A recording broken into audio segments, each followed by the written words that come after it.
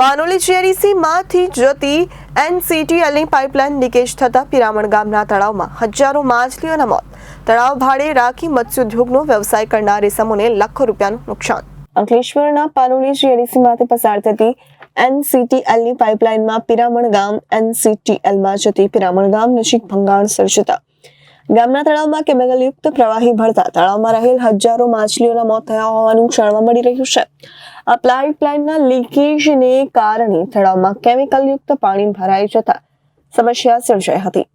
આ તળાવ ભાડે લઈને ઇકરામ શેખ નામના ગૃહસ્થ મત્સ્યોદ્યોગનો વ્યવસાય કરે છે. માછલીઓ મરી જતા તેમને લાખો રૂપિયાનું નુકસાન વેઠવાનો વારો આવ્યો છે. આ ઉપરાંત આ દુર્ઘટનાને પગલે અસરગ્રસ્ત ખેતરને પણ નુકસાન પહોંચતા ખેતી પર તેની અસર થવાની દહેશત જણાય છે. જ્યારે ગામના જુનેદ પાંચભાયા નામના એક જાગૃત નાગરિકે આ ઘટના અંગે તાત્કાલિક પગલાં લેવા માટે ગુજરાત પ્રદૂષણ નિયંત્રણ બોર્ડને રજૂઆત કરી છે. તેમણે કરેલ રજૂઆતમાં જણાવ્યું છે કે આ સંદર્ભે તાત્કાલિક યોગ્ય કાર્યવાહી કરી કસૂરવારો પર પગલાં ભરાય અને ભવિષ્યમાં ફરીથી આ બાબતનું પુનરાવર્તન ન થાય તેની ખાસ તકેદારી લેવા પણ અનુરોધ કર્યો હતો. જીપીસીબી દ્વારા પાણી સેમ્પલ જ્યારે આ ઘટનામાં જીપીસીબી દ્વારા પાણીના નમૂના લઈને તપાસ કરવા કવાયત હાથ ધરવામાં આવી હતી. ખેડૂતો દ્વારા આ ઘટનામાં જવાબદાર લોકો સામે પગલાં ભરાય તેવી માંગ કરવામાં આવી હતી. પાનોલી જીઆઈડીસીથી જતી આ પાઇપલાઇનમાં સર્જાયેલ લીકેજથી મત્સ્યોદ્યોગ વ્યવસાય સાથે સંકળાયેલ ઇસમો મોટા આર્થિક નુકસાનને લઈ વ્યથિત જણાયા હતા. ત્યારે તેમણે નુકસાની પેટે યોગ્ય વળતર અપાય તેવી માંગ કરી હતી.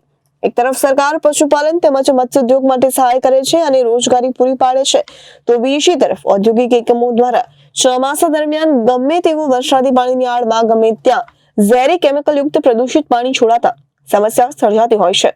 આ બાબતે પાનોલી નોટિફાઈડ કચેરીને પણ જાણ કરી કાયદેસરની કાર્યવાહી કરવા રજૂઆત કરવામાં આવી છે.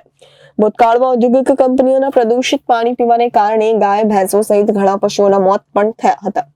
આ બાબતે કસૂરવારો સામે કાયદેસર પગલાં ભરાય તે જરૂરી છે. આ પિરામણ ગામની હદમાં આવેલું એક તળાવ છે, જેની અંદરમાં ઇકરામ શેખ કરીને છે તે માછલીનો વ્યવસાય કરે છે. એમણે તળાવ બનાવ્યું હતું. એ તળાવની અંદરમાં એનસીટીએલમાં જતી લાઇન લીકેજના લીધે પાણી અંદરમાં ભરાઈ ગયું છે, જેમાં અસંખ્ય માછલીઓ મૃતક થઈ છે. હવે એમના ખેડૂતનું જે છે એમનું માંગણી છે કે ભાઈ અમને આના પર તપાસ કરવામાં આવે અને એફએસએલ રિપોર્ટ કરવામાં આવે, એવી એમની માંગણી છે. Reporter Viral Gohil, Janadesh news, Bharuch.